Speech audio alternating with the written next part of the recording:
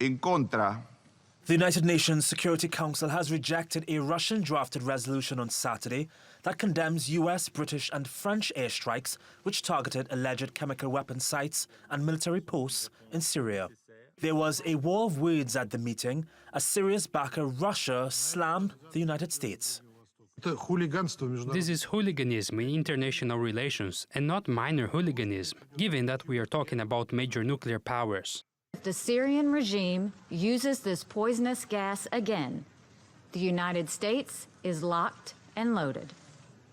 When our president draws a red line, our president enforces the red line. Amid rising tensions after last Saturday's alleged chemical attack in Douma that killed dozens of people, UN Secretary General Antonio Guterres appealed to all Council members to act responsibly.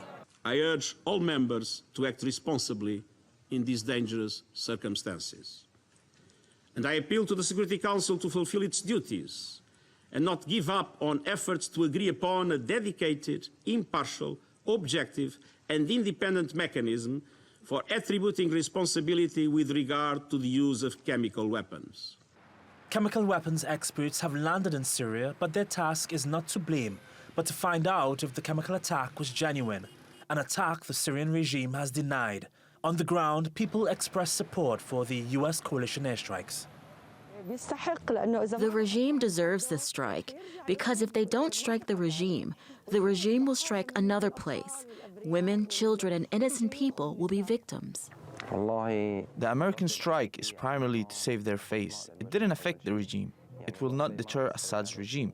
The strike should be stronger than this, because it's a criminal regime. Assad should be put accountable along with his accomplices. As for the airstrikes themselves, both sides have different claims, but Western governments have promised further military action if chemical attacks persist. At least 500,000 people have already been killed in 7 years of conflict in Syria. And there is no clear plan by the international community to deal with the humanitarian crisis there. Instead, there is increased anxiety over a full-on war. Reagan Des Vignes, TRT World.